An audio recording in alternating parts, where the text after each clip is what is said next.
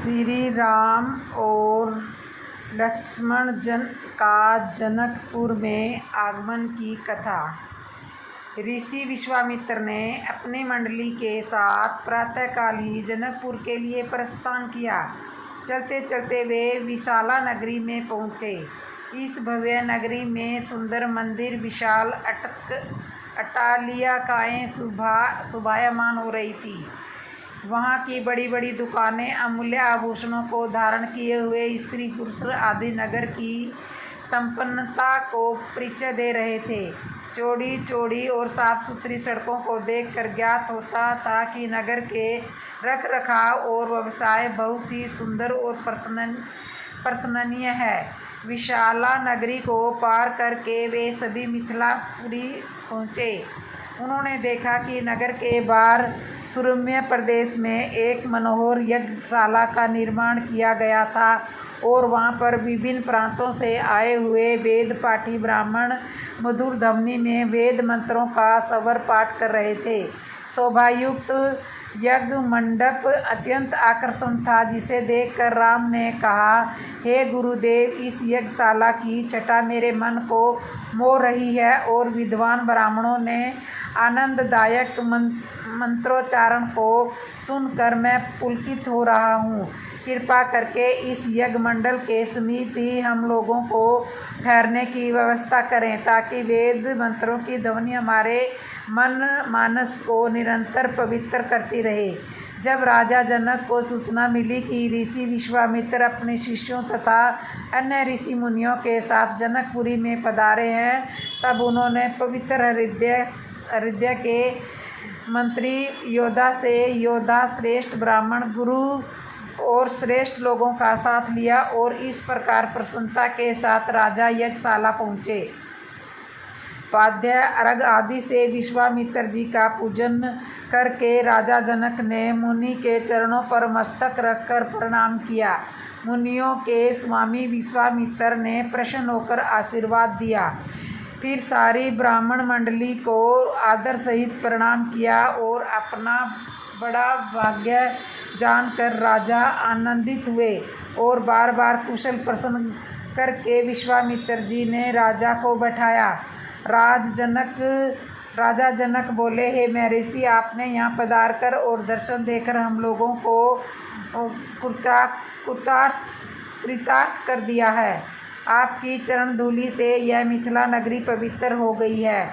उसी समय दोनों भाई आप पहुँचे और फुलवाड़ी देखने गए थे। अब रघुनाथ जी आए, तब सभी उनके रूप एवं तेज से प्रभावित होकर उठकर खड़े हो गए। विश्वामित्र जी ने उनको अपने पास बैठा लिया। दोनों भाइयों को देखकर सभी खुश हुए। सबके नेत्र में जल भर आया। आनंद और प्रेम के आंसू उमड़ पड़े और शरीर रोमांचित हो उठे। राम जी की मधुर मनोहर मूर्ति को देखकर जनक जी विशेष रूप से देह की शुद्ध बुद्ध हो गए।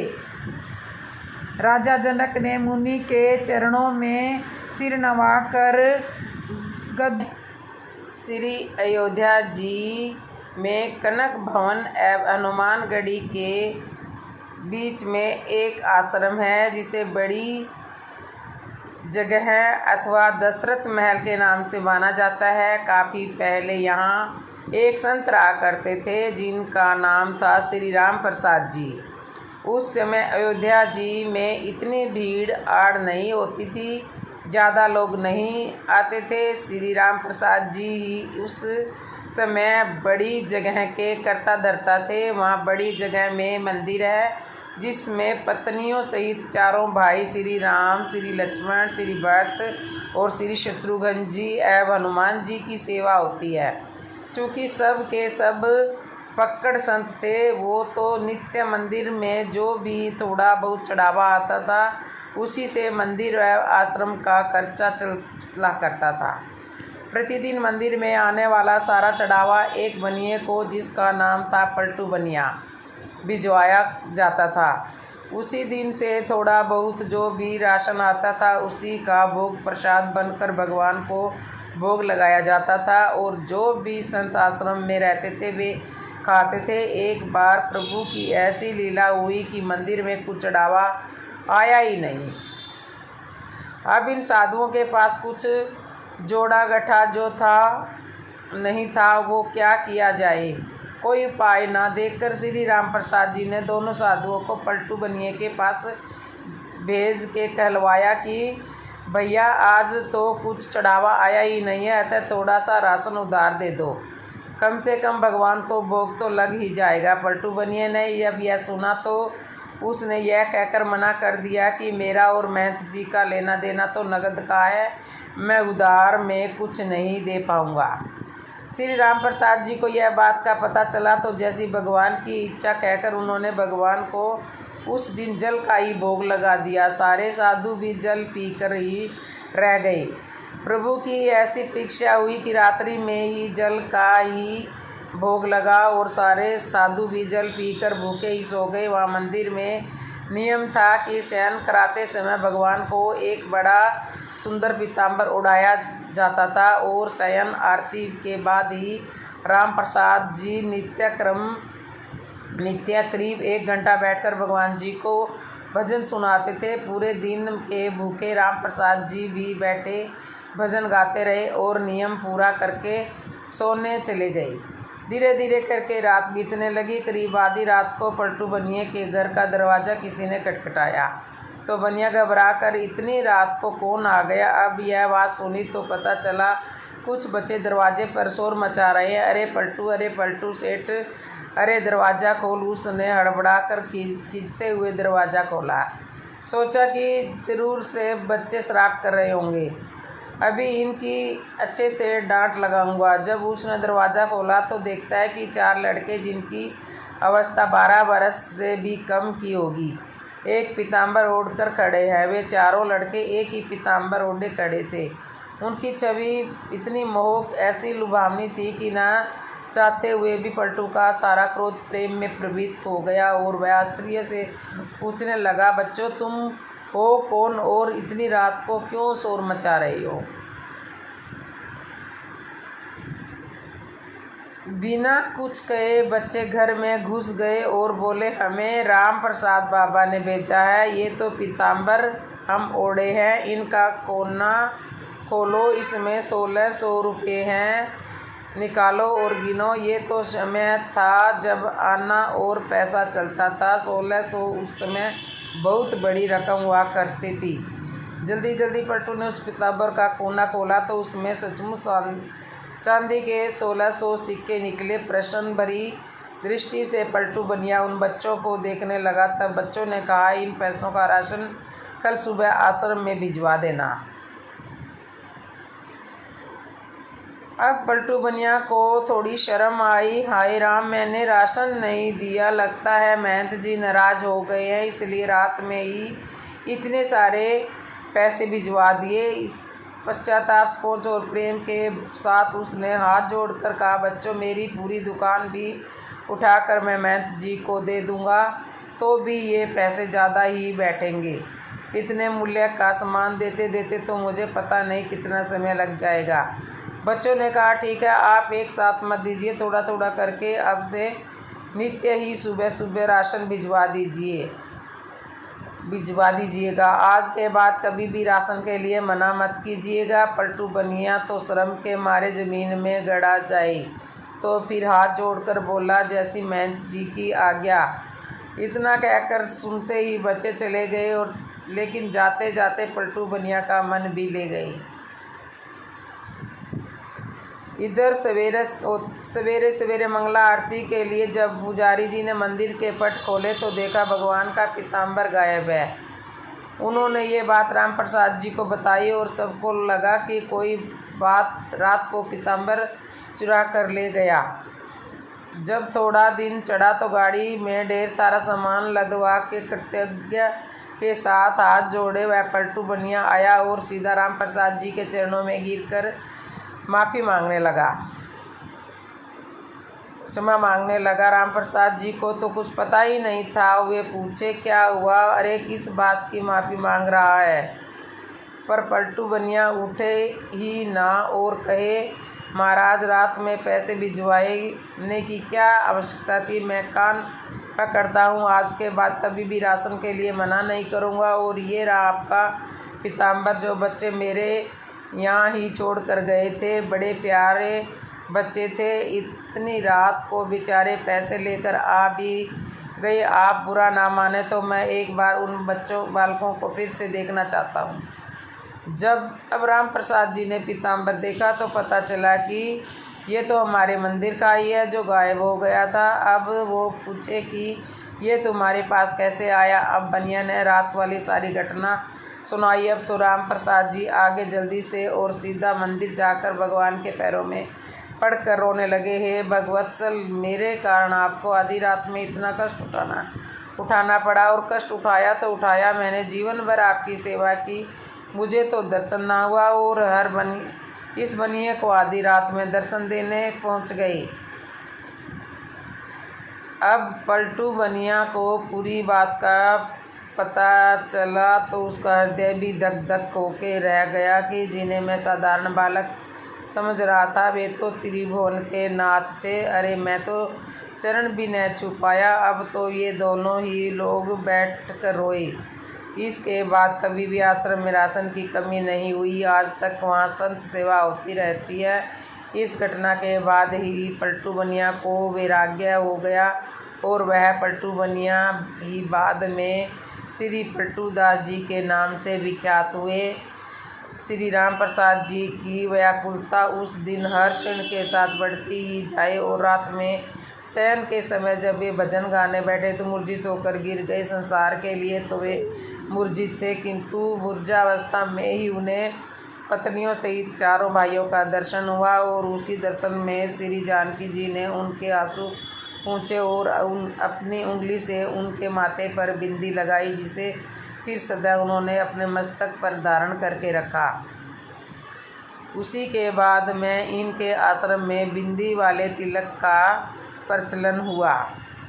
वास्तव में प्रभु चाहे तो ये अभाव, ये कष्ट भक्तों के जीवन में कभी ना आए, परंतु प्रभु जानबूझकर जिन्हें बेचते हैं ताकि इन लीलाओं के माध्यम से ही जो अविश्वासी जीव है बेसतर्क हो जाए, उनके हृदय में विश्वास उत्पन्न हो जाए।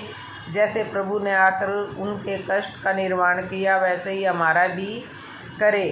तो दोस्तों, आज की ये कहानी कैसे लगी? अच्छी लगी हो तो वीडियो को शेयर करें, लाइक करें, कमेंट करें। और जिसने भी मेरे चैनल को सब्सक्राइब नहीं किया हो सब्सक्राइब करें और नोटिफिकेशन बटन तो ज़रूर दबा लें ताकि आने वाली हर नई वीडियो कहानियों की नोटिफिकेशन आप तक पहुंचे और आप मेरे चैनल पर ऐसे ही सुंदर वीडियो देख सकें, सुन सकें।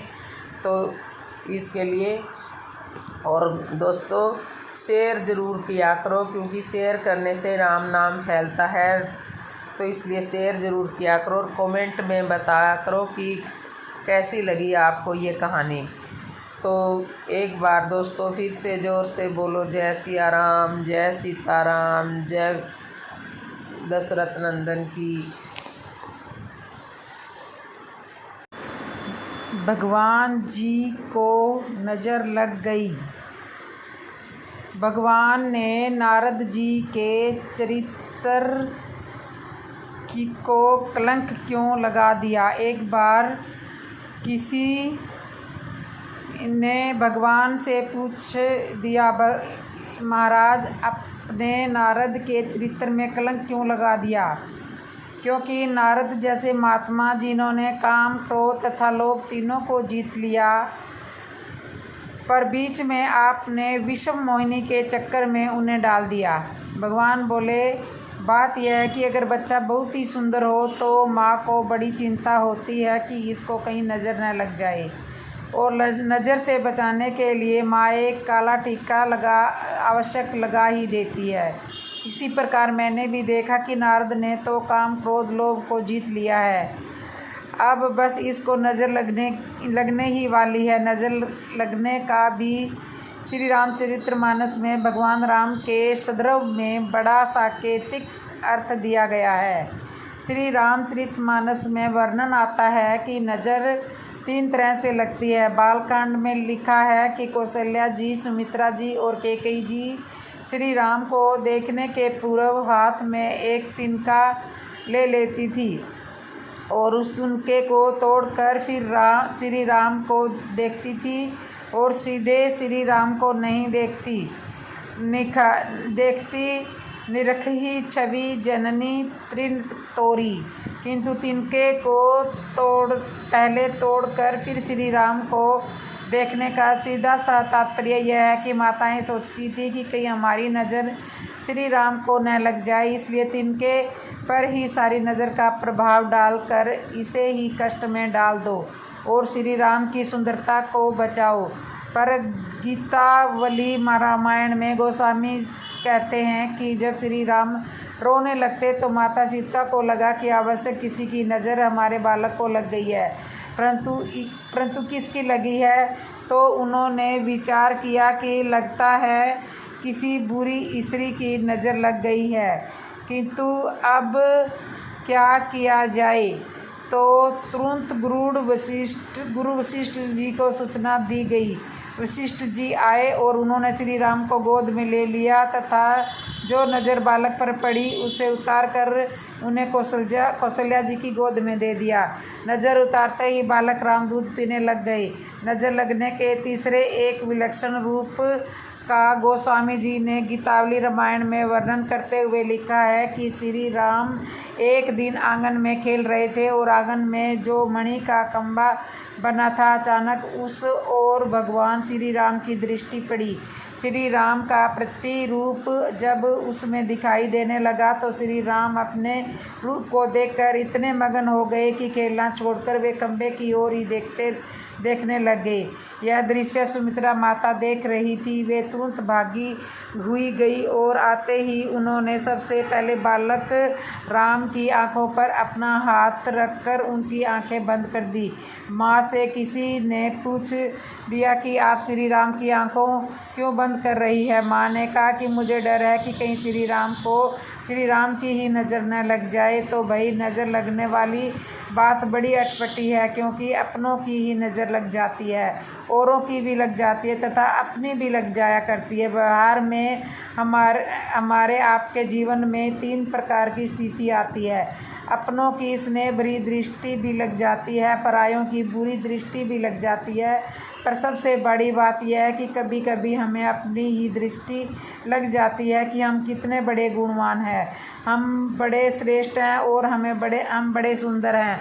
रामायण में इन तीनों दृष्टियों से बचने का उपाय बताया गया है।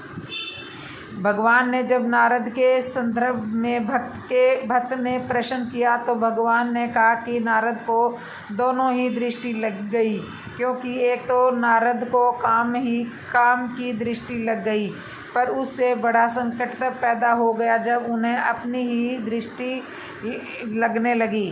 जब नारद ने काम क्रोध लोभ को हरा दिया तो काम ने आकर चरणों में प्रणाम किया, पर जाते जाते यह नज़र लगाता गया। काम ने कहा, महाराज, आज तक बड़े बड़े महात्मा उत्पन्न हुए पर आप जैसा कोई नहीं। किंतु उसके बाद सबसे बड़ी बात यह है कि काम का वाक्य सुनकर नारद जी अपने आप को देखकर सोचने लगे कि सचमुच मुझ में इतने अधिक गुण है। और तब भगवान ने काला टीका लगा दिया।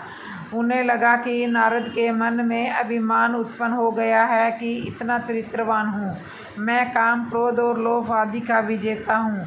भगवान ने कहा, नारद तो मेरा नन्हा बालक है और जैसे नन्हे बालक को नज़र न लग जाए तो वह रुग्ण हो जाता है तथा माँ उसकी रुग्णता को दूर करने की चेष्टा करती है, इसी प्रकार नारद को बचाने के लिए मैंने यह खेल किया है। वस्तु विश्व मोहिनी के प्रति नारद के मन में जो आकर्षण उत्पन्न हुआ उसके द्वारा मैंने नारद का अभिमान शिथिल कर दिया। बस यही काला टीका है। विद्या वशिष्ठ धन प्रतिष्ठा सा विनम्रते। तो काला टीका लगाने से बालकों को नज़र नहीं लगती। विद्या से प्रतिष्ठा होती है, धन से प्रतिष्ठा नहीं। वह भी विद्या विनय के बिना प्रतिष्ठा होती है। गुणों से प्रतिष्ठा होती है, कुल से प्रतिष्ठा नहीं। वे गुण यदि आत्मनिष्ठ नहीं है तो अप्रतिष्ठा के कारण बनते हैं। अपने मन में तो इतना मजबूत बनाए कि किसी के भी व्यवहार से मन की शांति भंग न हो पाए। संबंध मात्र एक शब्द नहीं, अपितु त्याग, बलिदान और समर्पण से भरा हुआ संपूर्ण ग्रंथ है। कर्म प्रस्थान विषव करी राखा, जो जुस करुड़ सो तस फलु चाखा। तो दोस्तों, आज जय श्री राम। आज की वीडियो कैसे लगी कमेंट में जय श्री राम ज़रूर लिखना। सीता स्वयंवर में राजा दशरथ ने राजा जनक को निमंत्रण क्यों नहीं भेजा? जब जनकपुरी में सीता स्वयंवर का आयोजन हुआ तो राजा जनक ने देश विदेश के राजाओं को निमंत्रण किया, सबको उस स्वयंवर के लिए बुलाया, परंतु राजा दशरथ या अयोध्या के किसी व्यक्ति को स्वयंवर का निमंत्रण नहीं दिया। इसका कारण कोई आपसी बैर नहीं था, बल्कि एक ऐसी घटना थी जिससे राजा जनक को डर था कि कहीं फिर से वही हुआ तो क्या होगा। क्यों निमंत्रण नहीं दिया गया राजा जनक ने राजा दशरथ को? क्या थी वो घटना, आइए जानते हैं। एक बार राजा जनक के शासनकाल में एक व्यक्ति का विवाह हुआ। विवाह के बाद वह पहली बार सज धज कर अपनी ससुराल को जा रहा था। कुछ दूर जाने पर रास्ते में एक जगह उसको दलदल मिला। उसने थोड़ा पास जाकर देखा तो उसमें एक गाय फंसी हुई थी, जो शायद फंसे फंसे मरने की दशा में आ गई थी। उस व्यक्ति ने उसको देखा तो उसके मन में गाय को बचाने का ख्याल आया, परंतु दूसरे ही क्षण मन में एक और विचार आया। उसने सोचा, ये गाय तो कुछ देर में मरने ही वाली है। अगर मैं इसको यहाँ से बाहर निकालने के लिए इस दलदल में घुसा तो मेरे कपड़े और जूते खराब हो जाएंगे और मैं अपनी ससुराल में ऐसी हालत में कैसे जा पाऊँगा।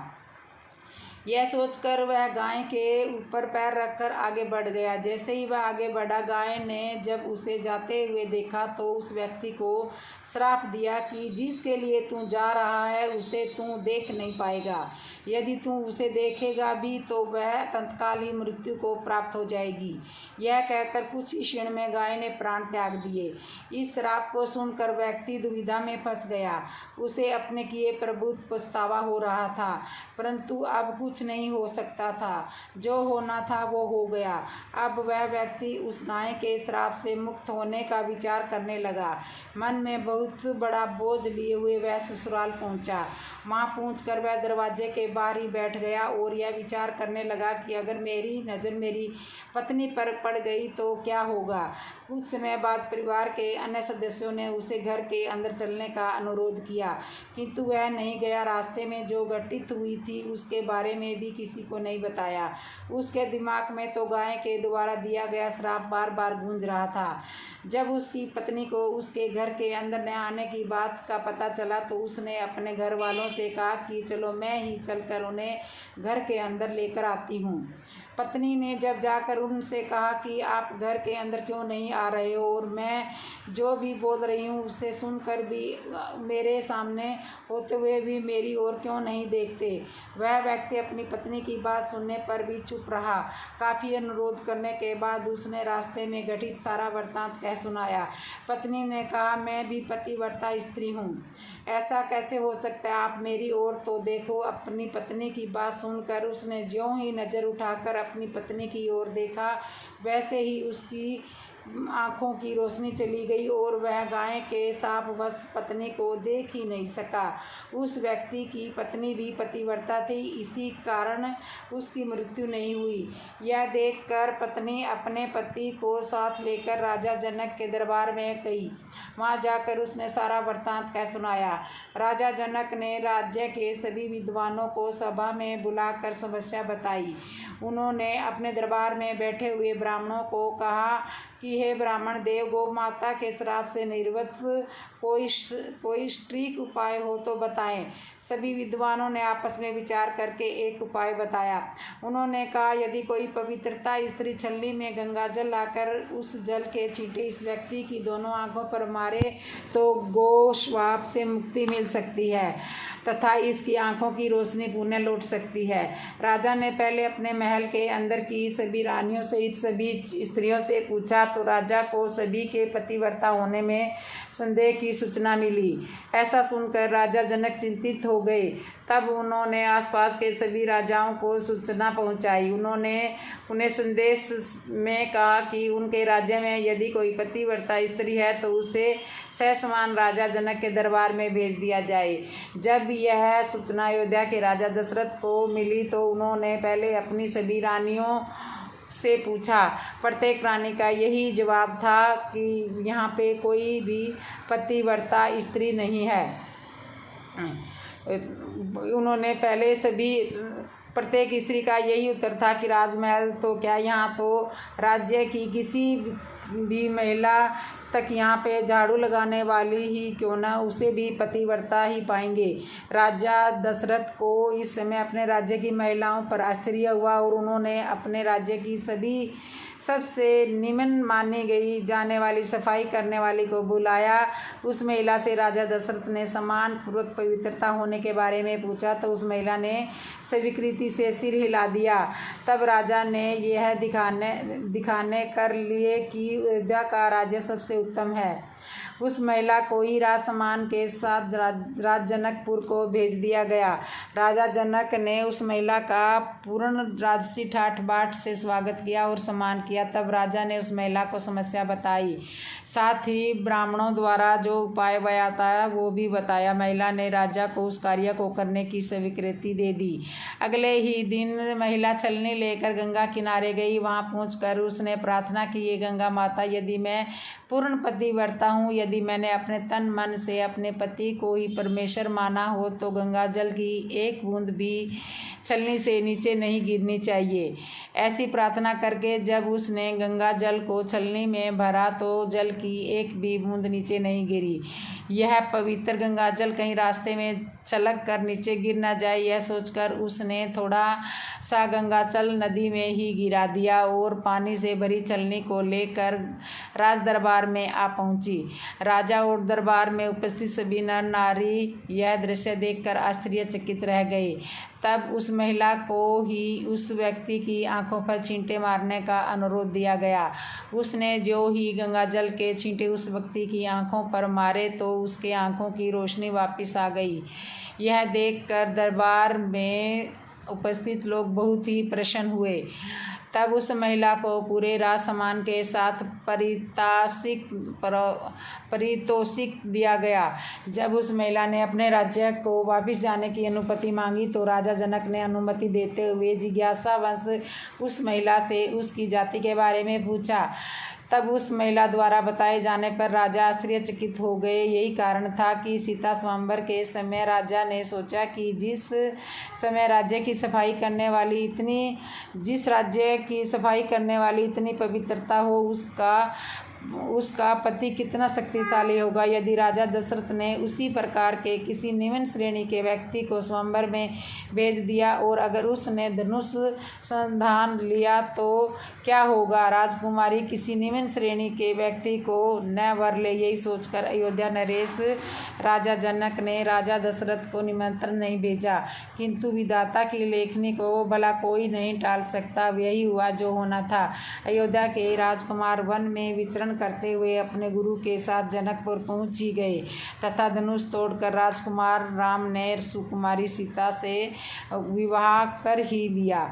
बोलो सियावर रामचंद्र भगवान की जय, राजा रामचंद्र की जय। दोस्तों, आपको ये कथा कैसे लगी कमेंट करके ज़रूर बताएं। वीडियो पसंद आया हो तो लाइक करें और ऐसे ही बहुत सारी कहानी और कथाएं सुनने के लिए आप मेरे चैनल को कर लो सब्सक्राइब और कमेंट में लिख दो जय श्री राम। कौन थे श्री राम जी के वंशज जिन्होंने पांडवों को महाभारत में ललकारा था? महाभारत से जुड़े ऐसे कई किस्से हैं जो न तो सिर्फ रहस्य से भरे हैं बल्कि हैरान कर देने वाले भी हैं। इन्हीं में से एक किस्सा है श्री राम जी के पोते महाभारत युद्ध में पांडवों को ललकारने का। आइए जानते हैं इसके बारे में। महाभारत युद्ध ब्रह्मांड का सबसे भीषण युद्ध माना जाता है। महाभारत ग्रंथ के अनुसार इस युद्ध में हर एक 3 लाखों की तादाद में योद्धाओं की मृत्यु होती थी।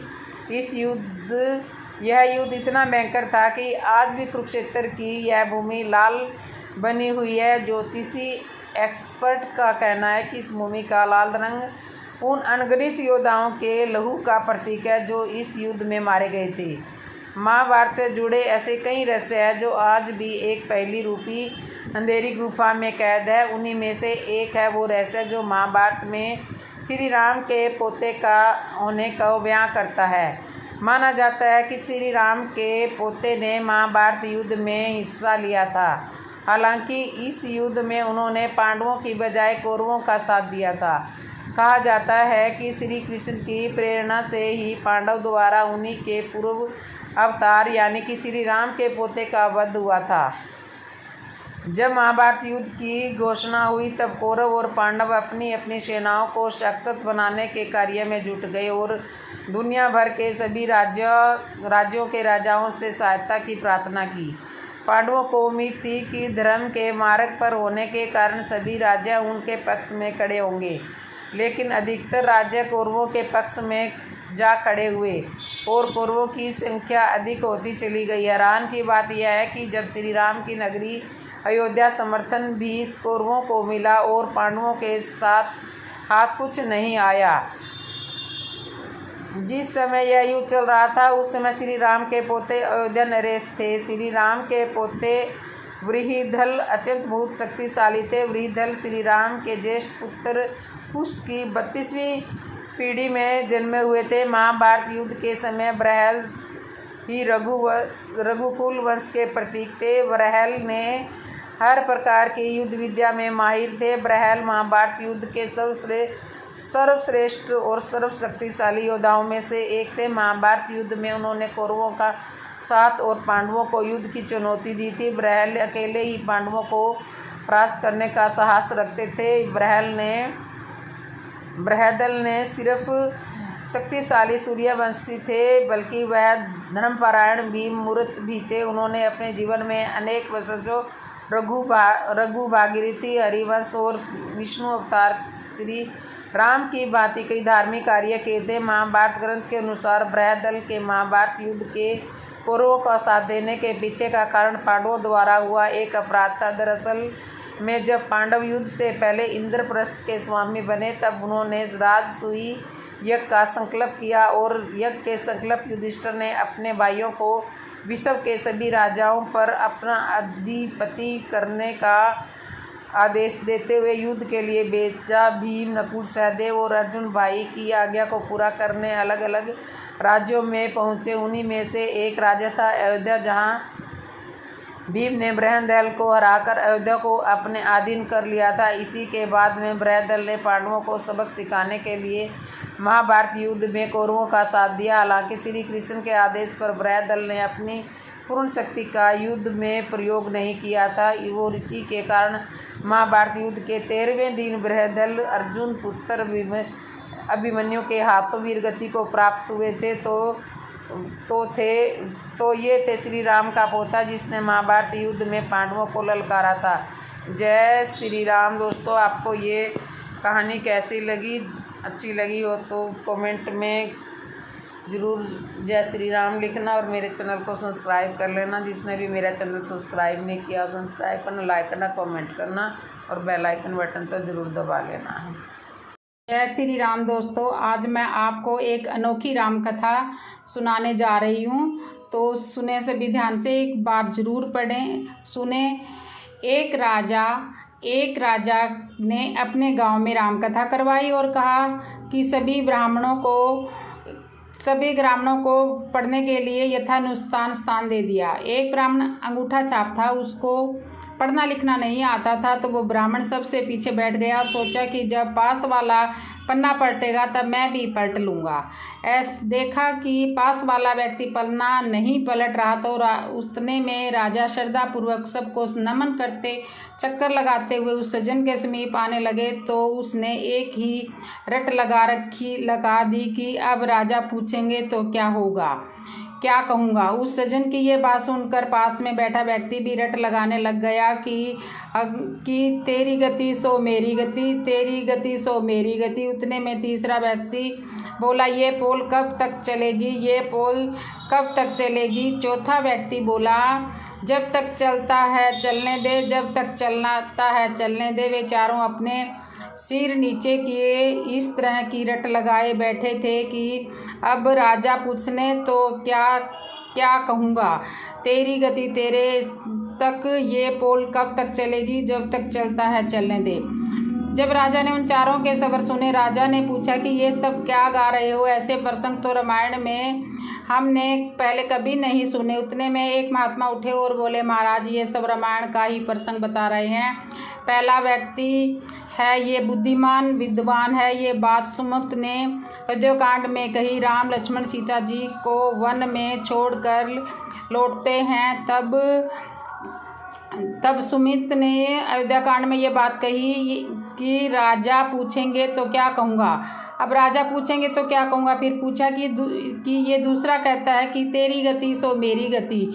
महात्मा बोले, महाराज ये तो इनसे भी ज़्यादा विद्वान है। ये किष्किंधा कांड में जब हनुमान जी श्री राम लक्ष्मण जी को अपने कंधों पर बिठाकर सुग्रीव के पास गए तब ये बात राम जी ने कही थी कि सुग्रीव तेरी गति सो मेरी गति। तेरी पत्नी को बाली ने रख लिया और मेरी पत्नी को रावण ने हर लिया। राजा ने आदर से फिर पूछा कि महात्मा जी ये तीसरा बोल रहा है कि ये पोल कब तक चलेगी, ये बात कभी किसी संत ने नहीं कही। बोले, महाराज ये तो और भी ज्ञानी है। लंका कांड में अंगद जी ने रावण की भरी सभा में अपना पैर जमाया तब ये प्रसंग मेघनाथ ने अपने पिता रावण से किया कि पिताजी ये पोल कब तक चलेगी। पहले एक वानर आया और वो हमारी लंका जलाकर चला गया और अब ये कहता है कि मेरे पैर को कोई यहाँ से हटा दे तो भगवान श्री राम बिना युद्ध किए हुए वापस लौट चले जाएंगे। फिर राजा बोले कि ये चौथा बोल रहा है कि वो बोले, महाराज ये इतना बड़ा विद्वान है कि कोई इसकी बराबरी कर ही नहीं सकता। ये मंदोदरी की बात कह रहे हैं। मंदोदरी ने कई बार रावण से कहा कि स्वामी आप जिद छोड़ दो, सीता जी को आदर सहित राम जी के पास सौंप दीजिए, अन्यथा अनर्थ हो जाएगा। तब ये बात रावण ने मंदोदरी से कही थी कि जब तक चलता है चलने दे, मेरे तो दोनों हाथों में लड्डू है। अगर ये राम के हाथों मारा गया तो मेरी मुक्ति हो जाएगी। इस अदम शरीर से वजन तो कुछ होता नहीं और युद्ध जीत गया तो त्रिलोकी में भी मेरी जय जयकार हो जाएगी। राजा ने इन सब बातों में चकित रह गए। बोले कि आज हमें ऐसा अद्भुत प्रसंग सुनने को मिला है, आज तक हमने कभी नहीं सुना। राजा इतने प्रसन्न हुए कि उस महात्मा से बोले कि आप कहें तो दान देने को राजी हूँ। उस महात्मा ने उन अनपढ़ अंगूठा छाप ब्राह्मणों को अनेकों दान दक्षिणा दिलवा दी। यहाँ विशेष ध्यान दें, इन बातों का एक ही सार है कि कोई अज्ञानी, कोई नास्तिक, कोई कैसा भी क्यों न हो, रामायण भागवत जैसे महान ग्रंथों को श्रद्धापूर्वक छूने मात्र से ही सब कष्टों से मुक्त हो जाते हैं और भगवान का सच्चा प्रेमी हो जाए उनकी तो बात ही क्या है। मत पूछिए कि ये कितने धनी हो जाते हैं। जय श्री राम। तो दोस्तों आपको ये कहानी कैसे लगी? ये छोटी सी कहानी में पूरी रामायण छुपी हुई है। तो आप ऐसे ही सुंदर सुंदर कहानियाँ सुनने के लिए मेरे चैनल को सब्सक्राइब कर लो, लाइक करो, कमेंट करो और बेल आइकन बटन तो ज़रूर दबा लो। जय श्री राम। राम राम दोस्तों, आज मैं आपको एक ऐसे मंदिर के बारे में बता रही हूँ जो दिन में समुंदर से 2 बार गायब होता है फिर दिखने लग जाता है। एक दिन में 2 बार दर्शन देकर समुंदर की गोद में छुप जाता है। भारत में ये अनोखा मंदिर है। आज तक आप भगवान शिव के ऐसे मंदिर में गए होंगे जहां उनकी मूर्ति एक जगह स्थापित होती है। और श्रद्धालु उनकी सच्चे दिल से पूजा कर रहे होते हैं। लेकिन आपने कभी ऐसा मंदिर देखा जब भगवान शिव पूरे दिन में केवल 2 बार ही दर्शन दे के लिए आते हैं और पूरा मंदिर फिर जलपान में मगन हो जाता है? ऐसा नहीं देखा आपने? शायद आपको इस मंदिर के बारे में पता भी नहीं होगा। तो चलिए आज हम आपको इस मंदिर में से रूबरू करवाते हैं। गुजरात के बड़ोदरा में भगवान शिव का एक ऐसा मंदिर है जो देखते ही देखते गायब हो जाता है और फिर अचानक ही दोबारा दिखने लग जाता है। इस मंदिर की ऐसी खूबी के कारण यह दुनिया भर में प्रसिद्ध है और भोले के भक्त इस घटना को अपनी आंखों से देखने के लिए दौड़े चले आते हैं। आइए जानते हैं इस मंदिर के बारे में विस्तार से। सतम्बेश्वर महादेव मंदिर समुंदर से में स्थित है। इस मंदिर का निर्माण अपने तपोबल से भगवान शिव जी के पुत्र कार्तिकेय ने किया था। इस मंदिर का ओझल हो जाना कोई चमत्कार नहीं बल्कि एक प्राकृतिक घटना का परिणाम है। दरअसल दिन में कम से कम 2 बार समुद्र का जल स्तर इतना बढ़ जाता है कि मंदिर पूरी तरह समुद्र में डूब जाता है और फिर कुछ ही पलों में समुद्र का जल स्तर घट जाता है तो मंदिर फिर से नज़र आने लगता है। यह घटना रोज़ सुबह और शाम के समय होती है। अद्भुत इस घटना को समुद्र द्वारा शिव का अभिषेक करना कहते हैं। भक्त दूर से इस नज़ारे को देखते हैं। स्तंबर महादेव मंदिर कहाँ स्थित है? स्तंबर महादेव मंदिर गुजरात की राजधानी गांधीनगर से लगभग 175 किलोमीटर दूर जंबूसर के कभी कंबोई गांव में मौजूद है। अगर ट्रैफिक जाम न मिले तो आप गांधीनगर से इस जगह तक 4 घंटे से ड्राइव करके पहुंच सकते हैं। मंदिर 150 साल पुराना है जो अरब सागर और खताम की खाड़ी से घिरा हुआ है। इस मंदिर की महिमा देखने के लिए आपको यहाँ सुबह से लेकर रात तक रुकना पड़ेगा। मंदिर के पीछे की कहानी। शिव पुराण के अनुसार ताड़कासुर नाम के असुर ने भगवान शिव को अपनी तपस्या से खुश कर दिया था। इसके बदले में शिव ने उसे मनचाहा वरदान दिया था। वरदान ये था कि उस असुर को शिव पुत्र के अलावा कोई और नहीं मार सकता और पुत्र की आयु भी 6 दिन की होनी चाहिए। वरदान मिलने के बाद ताड़कासुर ने हर तरफ लोगों को परेशान करना शुरू किया और उन्हें मारना शुरू कर दिया। ये सब देखकर देवताओं और ऋषि मुनियों ने शिव जी से उनका वध करने की प्रार्थना की। उनकी प्रार्थना सुनने के बाद श्वेत पर्वत कुंड से 6 दिन के कार्तिकेय ने जन्म लिया।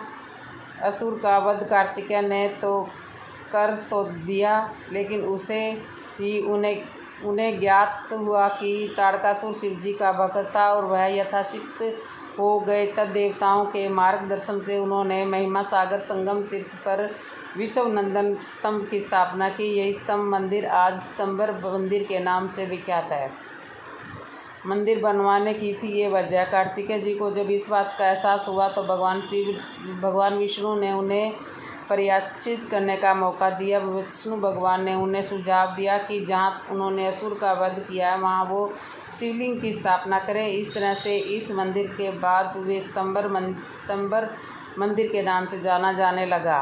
स्तंबर महादेव का मंदिर क्यों डूब जाता है? भले ही भारत में समुद्र के अंदर कोई तीर्थ स्थल है लेकिन उनमें से एक ऐसा कोई मंदिर नहीं है जो पानी में पूरी तरह से डूब जाता है। लेकिन स्तंबर महादेव मंदिर एक ऐसा मंदिर है जो दिन में 2 बार समुद्र के पानी में समा जाता है और इसी वजह से वे मंदिर इतना अनोखा है। उनके पीछे का कारण प्राकृतिक है। दरअसल पूरे दिन में समुद्र का स्तर इतना बढ़ जाता है कि मंदिर पूरी तरह से डूब जाता है और फिर पानी का स्तर कम होने के बाद ये मंदिर फिर से दिखाई देने लगता है। ऐसा सुबह शाम दिन में 2 बार होता है और लोगों द्वारा इसे शिव जी का अभिषेक माना जाता है। बड़ोदरा में घूमने की जगह बड़ोदरा में देखने के लिए कई देखने योग्य जगह मौजूद है। सयाजी बाग, बड़ोदरा संग्रहालय, सूरसागर तालाब और MS विद्यालय बेहद ही खूबसूरत जगह हैं जिन्हें आपको गुजरात में एक बार ज़रूर देखना चाहिए। एल्युमिनियम शीट से बना यहाँ का EME मंदिर भी एक अनोखा मंदिर माना जाता है। दोस्तों आपको ये जानकारी कैसे लगी? अगर कमेंट करके बताना। आपको वीडियो पसंद आए तो लाइक करें, शेयर करें, कमेंट करें और ऐसे ही वीडियो देखने के लिए हमारे चैनल को नोटिफिकेशन ऑन कर लो और बोलो जय श्री। उस घर में क्या होता है जिस घर में बिल्ली बच्चे पैदा करती है। बिल्लियों को पालने वाले इस बात को ज़रूर सुने। दोस्तों, मैं आपसे बोलता हूँ कि इस वीडियो को अधूरा मत देखना, पूरा देखना, क्योंकि हम जानने वाले हैं जिस घर में बिल्ली बच्चे देती है उस घर में क्या होता है।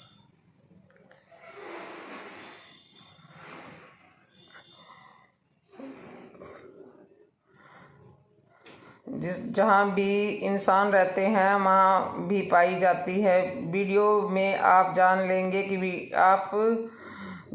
कि जिस घर में बिल्ली रखते हैं, बिल्लियाँ पालते हैं, उन लोगों को भी इस वीडियो का ज़रूर देखनी चाहिए। कुत्ते बिल्ली पालने वाले फैशन हो गया है। हर घर में लोग बिल्ली और कुत्ते पालते हैं, लेकिन इस बात का कुत्ते बिल्ली का पालना क्या सही है या नहीं, आज की इस वीडियो में हम आपको बताते हैं। दर्शकों, बिल्लियों के बारे में आपने काफ़ी सारी बातें सुनी होंगी। बिल्लियाँ के बारे में आपने बहुत कुछ सुना है और काफ़ी सारी ग्रंथ में आपने पढ़े होंगे, लेकिन आपको आज इस बात का बता रहे हैं कि हर एक व्यक्ति को ये कहानी सुननी चाहिए। शास्त्र ऐसा कोई घर नहीं होता जिसमें बिल्ली का आगमन नहीं होता।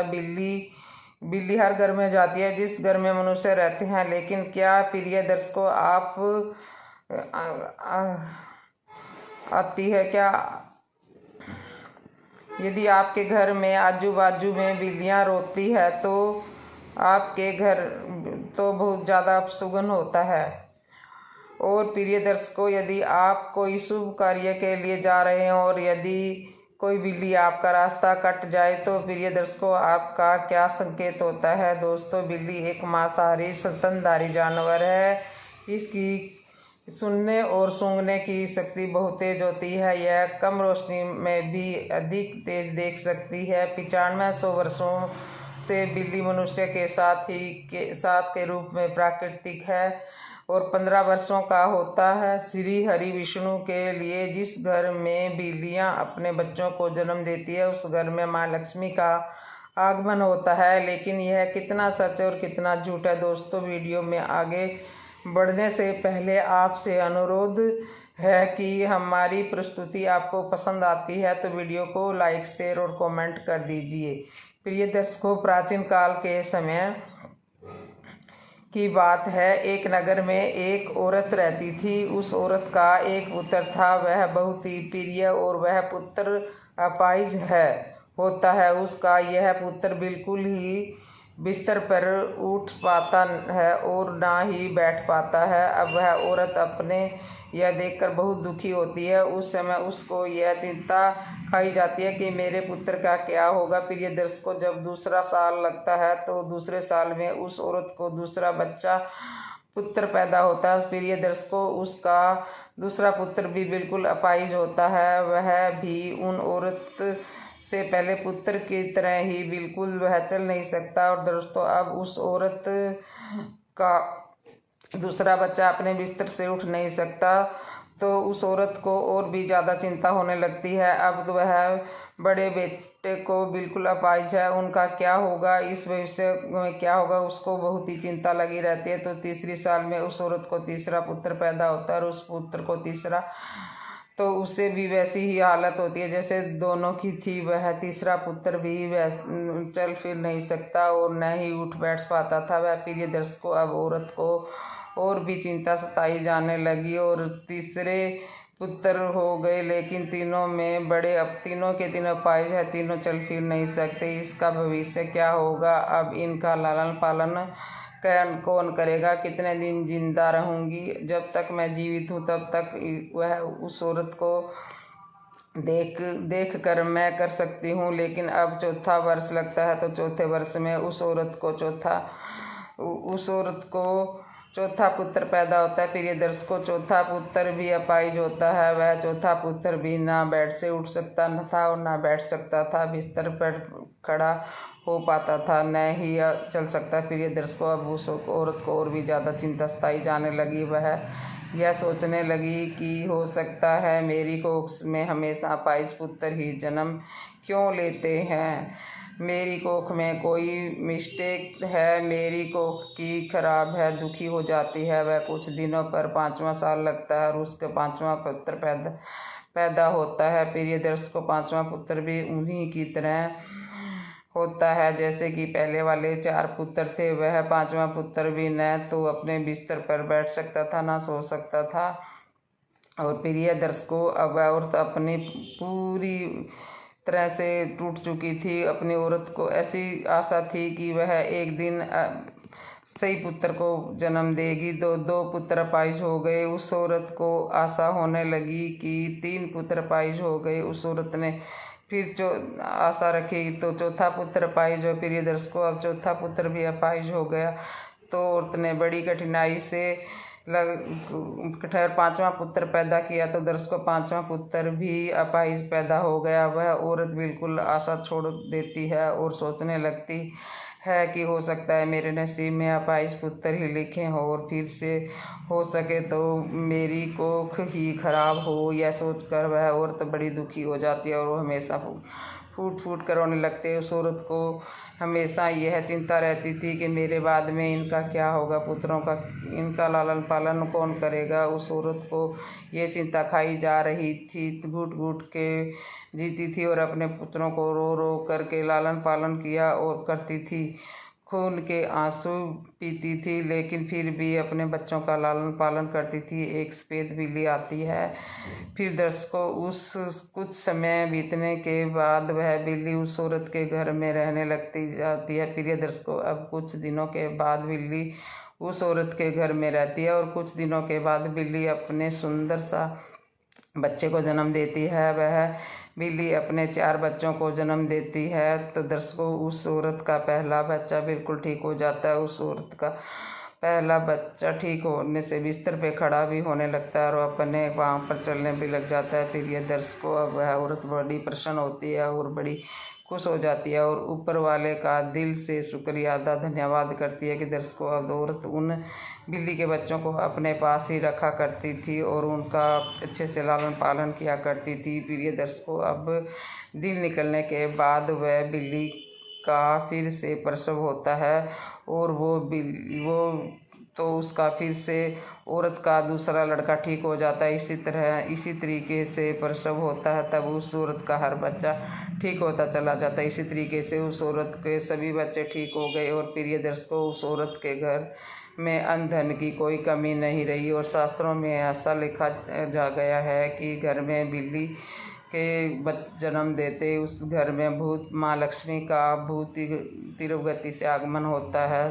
शुद्धि समृद्धि इतनी आ जाती है कि उस घर में रहने वाले इंसान कभी नहीं दुखी होते। दर्शकों, जिस घर में बिल्ली अपने बच्चों को जन्म देती है उस घर में सुख समृद्धि बनी रहती है। लेकिन शास्त्रों में ऐसा कहा गया है कि बिल्ली को घर में पालना नहीं चाहिए। इस बिल्लियों को रोती है वह बहुत ही अशुभ होता है, इसलिए बिल्लियों को पालना शास्त्रों के अनुसार अशुभ माना जाता है। शास्त्रों में ऐसा कहा जाता है कि यदि आप किसी भी शुभ कार्य के लिए प्रस्थान करते हैं और यदि बिल्ली आपका रास्ता काट दे तो अशुभ माना जाता है। कहा जाता है कि जिस वक्त बिल्ली यदि आपके आड़ दे आए तो आपका रास्ता काट दे, तो ऐसा कहा जाता है कि बिल्ली आपका रास्ता काट दे तो आप कहीं जाएं नहीं। यदि आपके घर में आकर के बिल्ली रोती है तो प्रिय दर्शकों, यह बहुत ही अशुभ संकेत माना जाता है। शास्त्रों के मुताबिक ऐसा कहा जाता है कि जिस घर में बिल्लियाँ रोती है उस घर में किसी न किसी की अकाल मृत्यु होने की चिंता रहती है। जो लोग अपने शौक के लिए बिल्लियाँ पालते हैं, लोग बिल्लियाँ पालते तो हैं, पालना बड़ा अशुभ संकेत माना जाता है। अशुभ संकेत इस वीडियो में को ज़रूर देखें और आज से यह बिल्लियाँ पालना बंद कर दें। प्रिय दर्शकों, जब हम बिल्लियाँ पालते हैं तो शास्त्रों में ऐसा लिखा गया कि बिल्लियाँ रहती है वहाँ पर नकारात्मक ऊर्जा जहाँ पर उत्पन्न होती है, बिल्लियाँ उस घर में नकारात्मक ऊर्जा उत्पन्न होती है, इसलिए बिल्लियाँ पालना बहुत ही अशुभ माना जाता है। प्रिय दर्शकों, यदि आपको आधी रात पर बिल्लियाँ दिखाई दे तो इसको भी बहुत अशुभ माना जाता है। कहा जाता है कि जिस व्यक्ति को आधी रात को बिल्लियाँ दिखाई देती है, उस घर का भाग्य रुष्ट हो जाता है। लेकिन मत यह भी, जिस घर में बिल्ली अपने आप आकर बच्चे देती है, लक्ष्मी का आगमन होता है। ज्योतिषी शास्त्र के अनुसार ऐसा कहा जाता है कि जिस घर में बिल्ली पाली जाती है, जहाँ बिल्ली के बार बार उस जगह पर आती है, वहाँ नकारात्मक बना रहता है। हमारे अशुभ इस घर में ऊर्जा खत्म हो जाती है और घर में मौजूद सकारात्मक शक्तियाँ भी खत्म हो जाती है। घर में बिल्ली पाली जाती है, उस घर के सदस्यों की स्वस्थी बिगड़ी जाती है। घर के सदस्य बार बार किसी न किसी बीमारी में झूलते रहे। अगर बिल्ली में मल मूत्र का त्याग करती है तो हमारे घर में काफ़ी सारे कष्ट आने की संभावना रहती है, ऐसा माना जाता है। और ऐसा कि पालतू बिल्ली अगर घटना होने वाली है तो किसी भगवान समझ लीजिए आने वाली, कुछ आपके साथ में होने वाला। विष्णु की पत्नी लक्ष्मी जी बड़ी बहन अलसी की सवारी है, और अगर आपके बिल्ली को उसके बच्चे के साथ देख लेते तो वह, इसका मतलब यह है कि आपकी किसी पुराने मित्र या रिश्तेदार से मुलाकात होती है। आपको कुछ अच्छी खबर भी मिल सकती है। अगर दिवाली की रात में आपके घर में बिल्ली दिख जाए तो यह बहुत शुभ माना जाता है, इससे आपको धन की प्राप्ति होती है। अगर बिल्ली आपके चारों तरफ से रास्ता काट देती है तो यह बहुत ही तरफ जाए तो बांधा जाए तो नज़र दोष से हमारा बचाव हो जाता है। और कपड़े से बांधकर आप, अगर किसी की कुंडली में राहु केतु अशुभ है तो राहु की वजह से अशुभ तो उसको बिल्ली राहु की सवारी मानी जाती है। बिल्ली का रास्ता काटना बहुत ही अशुभ माना जाता है।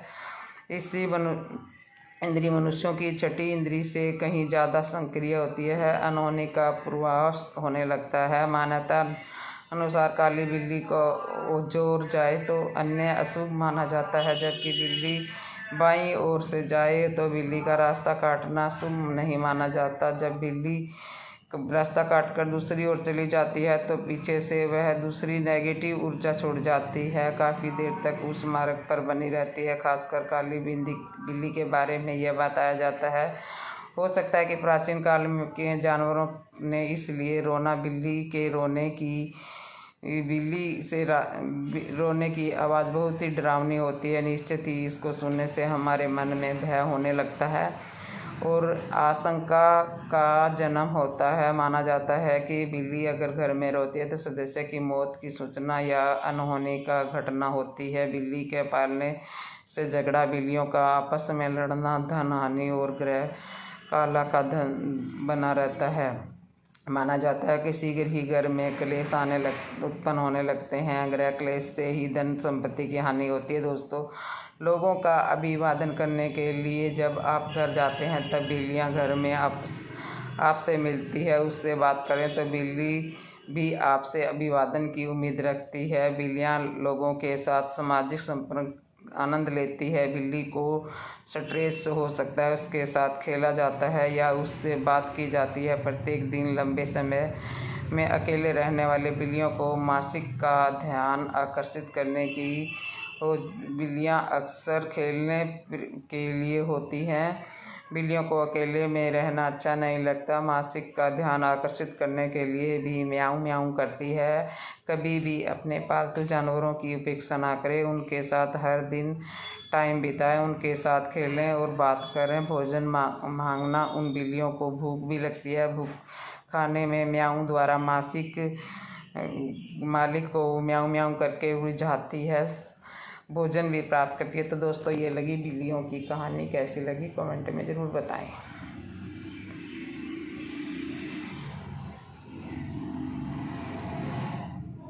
गरुड़ पुराण के अनुसार मांस खाना गलत है या सही?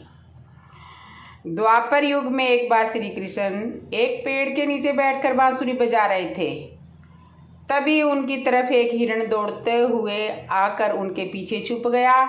वह हिरण बहुत ही घबराया हुआ था। श्री कृष्ण ने हिरण के सिर पर हाथ फेरते हुए कहा, क्या हुआ, तुम पीछे क्यों छुप रहे हो? तभी हिरण का पीछा करते हुआ एक शिकारी भी वहां पहुंचा और बोला, यह मेरा शिकार है, इसे मुझे दे दो, इस पर मेरा अधिकार है।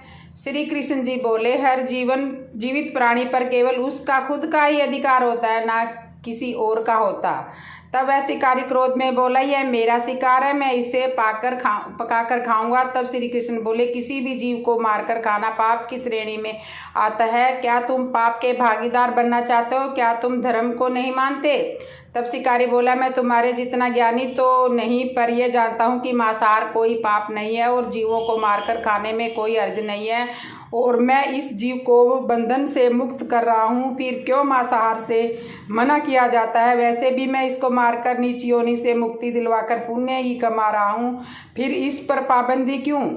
जहाँ तक मैंने सुना है, जीव हत्या को तो शास्त्रों में भी बताया गया है कि राजा लोग शिकार किया करते थे। आप भी बताइए, मांसाहार पाप है या पुण्य है? श्री कृष्ण समझ गए कि इसकी बुद्धि मांस खाने के कारण मंद हो गई है, इसमें सोचने समझने की कोई बुद्धि समाप्त हो चुकी है। फिर श्री कृष्ण बोले, इस विषय पर मैं तुम्हें कोई राय नहीं दूंगा, पर मेरी एक छोटी सी कथा सुनने के बाद तुम्हें उत्तर देना ही होगा। मांसाहार पुण्य है या पाप, और तुम्हें मांस खाना है या नहीं? यह शिकार सोचने लगा कि इसमें मेरा तो कोई घाटा नहीं है, इस कथा को सुन ही लेता हूँ, मेरा मनोरंजन भी हो जाएगा और बाद में मैं इसे हिरण का शिकार मांस भी मिल जाएगा। श्री कृष्ण ने शिकारी से कहा कि सुनो, एक बार मगध में खाद्य संकट खड़ा हो गया था, तो अन्न की पैदावार भी कम हो रही थी। राजा को चिंता हो रही थी कि इस समस्या का शीघ्र ही निदान किया गया तो भंडार अनाज के खाली हो जाएंगे और भीषण संकट खड़ा हो जाएगा। राजा ने अपनी सभा में मंत्रियों से पूछा, देश की खाद्य समस्या को सुलझाने के लिए सबसे सस्ती चीज़ क्या है? सभी मंत्रीगण सोच में पड़ गए, क्योंकि चावल गेहूं वाली पदार्थ उगाने के लिए बहुत परिश्रम करना पड़ता था। मांसाहार का शौक रखने वाले एक मंत्री ने सोचा कि उत्तम अवसर है, इसमें अंधाधुंध शिकार करने के लिए राजा की अनुमति मिल जाएगी। इसने सभा में कहा कि मांसाहार से सस्ता कोई खाद्य पदार्थ नहीं है, इसके लिए धन खर्च करना नहीं है और पौष्टिक खाना भी मिलता है। सभा में सभी मंत्रीगणों ने इस बात का समर्थन कर दिया, लेकिन मगध के मंत्री अभी भी चुप थे। उन्होंने कहा, महामंत्री आप चुप क्यों? आपने कोई प्रस्ताव नहीं रखा, आपकी क्या राय है? महामंत्री ने कहा, मैं यह नहीं मानता कि यह कथन सही है या मांस खाना सबसे सस्ता पदार्थ है, फिर भी इस विषय पर मैं अपने विचार आपके सामने रखूंगा। महामंत्री उसी रात मांसाहार का प्रस्ताव रखने वाले मंत्री के घर पहुंचे। मंत्री ने इतनी देर रात महामंत्री को अपने घर आते देखकर यह घबरा गया और किसी अनिष्ट शंका को यह कांप गया। महामंत्री ने कहा, संध्या को महाराज बीमार हो गए हैं, उनकी हालत बहुत खराब है। महामंत्री ने कहा कि किसी शक्तिशाली शरीर का मांस मिल जाए तो राजा के प्राण बचे जा सकते हैं। आप महाराज की सबसे विश्वास पात्र है, इसलिए आपको अच्छा और कौन जा सकता है। इसके लिए आप जो भी मूल्य देना चाहते हो मैं ले सकते हैं। आप कहीं इस काम के लिए मैं आपको 1 लाख मुद्राएं भी दे सकता हूँ, एक बड़ी जागीर भी आपको दे सकता हूँ, बस मैं तलवार में आपका थोड़ा सा मांस निकाल लूँ। यह सुनकर मंत्री के चेहरे का रंग उड़ गया।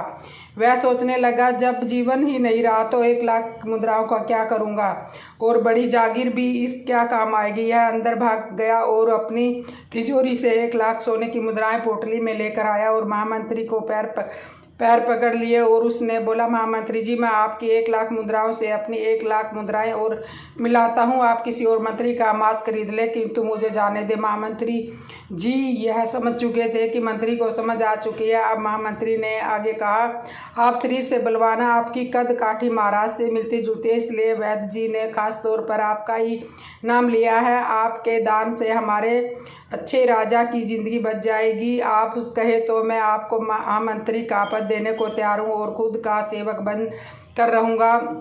उसने याचना की, महामंत्री जी इसके योग्य नहीं है। जब भी प्राण निकलेंगे तो मंत्री का पद या राजा का सिंहासन मिल जाए तो इसका क्या करूँगा। आप चाहे तो मेरा सब कुछ ले लें और आप कहे तो रातों रात राज्य से निकल जाऊँगा। इतना कहकर वह घोड़े की ओर गया और जैसे उसे घोड़े पर बैठने लगा और आवाज़ आई कि तुम तो जा रहे हो और अपने परिवार को पीछे छोड़ के जा रहे हो। मंत्री बोला, मेरे प्राण से प्रिय कुछ भी नहीं है। जब जीवन ही नहीं रहा तो मेरा परिवार क्या करेगा, जीवन रहा तो ऐसे ही सुखी रह लूँगा। इतना कहकर घोड़ी पर छलांग लगाकर बैठ गया। वह तभी चलने ही वाला था कि महामंत्री ने घोड़े की लगाम पकड़ ली और कहा, आपको भागने की क्या जरूरत है, आप आराम से घर में ही रहो, मैं किसी दूसरी मंत्री के घर जाता हूँ। ये कहकर महामंत्री वहाँ से चले गए। महामंत्री के जाने के बाद मंत्री के अंदर कुछ जान आई, परंतु नींद खराब हो चुकी थी। 1 लाख मुद्राएं लेकर महामंत्री बारी बारी ने सभी मंत्रियों के घर गया और सभी ने राजा के लिए थोड़ा सा मांस मांगा, परंतु कोई भी देने के लिए राजी नहीं था। सब ने अपने बचाव के लिए महामंत्री को किसी ने 1 लाख तो किसी ने 2 लाख मुद्राएं दे दी। इस प्रकार महामंत्री ने एक ही रात में लाखों मुद्राएं जमा कर ली। फिर सुबह होने से पहले ही अपने महल में पहुंच गया। अगले दिन राज्यसभा में सभी मंत्री समय से पहले ही पहुंच गए। यह सब जानना चाहते थे कि राजा स्वस्थ है या नहीं, लेकिन किसी ने भी किसी से राज नहीं पूछा। सबको राजवैद्य की तलाश थी, क्योंकि उनसे ही उन्हें कुछ सूचना मिल सकती थी। महामंत्री ने सैनिकों को आज्ञा दे रखी थी, जब तक महाराज महासभा में ना आए तब तक किसी भी मंत्री को घर जाने ना दिया जाए। राजा सभा में आकर अपने सिंहासन पर बैठे, तभी मंत्रियों ने सोचा राजा तो स्वस्थ लग रहे हैं। महामंत्री ने झूठ बोला। इसके बीच यही विचार चलता रहा, पर कोई बात नहीं, किसी और को कुछ भी नहीं बोल रहा था। तभी महामंत्रियों ने राजा के समक्ष 40 लाख मुद्राएं रख दी। राजा ने पूछा, यह स्वर्ण मुद्राएं किस लिए है और कहाँ से आई? मंत्री ने कहा, घोड़े से मांस के लिए, थोड़े से मांस के लिए इतनी धनराशि जुटाई है, पर मांस नहीं मिला। अपनी जान बचाने के लिए मंत्रियों ने यह मुद्राएं दी है। अब आप यह विचार कीजिए कि मांस खाना सस्ता है। राजा को बात समझ में आ गई। उन्होंने प्रजा को अतिरिक्त परिश्रम करने का अनुरोध किया और राजा की अनाज मंडी में अनाज निकालकर श्रमिकों को दे दिया। उन्होंने पौष्टिक सब्जियों खेती व तुरंत आदेश दिया और 40 लाख स्वर्ण मुद्रा इस कार्य के लिए और श्रमिकों के कल्याण के लिए खर्च की। इस तरह से अनाज तेजी से पैदा होने लगा और कुछ समय बाद मौसम भी अनुकूल हुआ और खेती लहराने लगी। राज्य में खाद्य संकट दूर हुआ। श्री कृष्ण ने यह ज्ञान पाकर शिकारी की आंखें खुल गई और उसे ज्ञान की प्राप्ति हो गई। वह जान गया कि मानवता जीवन में नहीं बल्कि जीवन देने में है। शिकारी भगवान श्री कृष्ण के आगे हाथ जोड़कर वापस चला गया और उसने कसम खाई कि वह अपनी संपूर्ण जीवन में किसी को भी कभी भी चोट नहीं पहुंचाएगा। श्री कृष्ण हमें इस कथा के जरिए समझाना चाहते हैं कि हम ये न भूलें कि जिस तरह से अपनी जान प्यारी होती है, उसी तरह जीवों की भी जान प्यारी होती है। तो किसी का भी शिकार करके पकाकर नहीं खाना चाहिए। तो यही गरुड़ पुराण में बताया है कि मांस खाना घोर पाप है, मांस नहीं खाना चाहिए या ये जीव हत्या है। तो आज की कहानी कैसे लगी, शेयर कमेंट सब्सक्राइब ज़रूर कर देना और कमेंट में अपनी राय ज़रूर लिखना।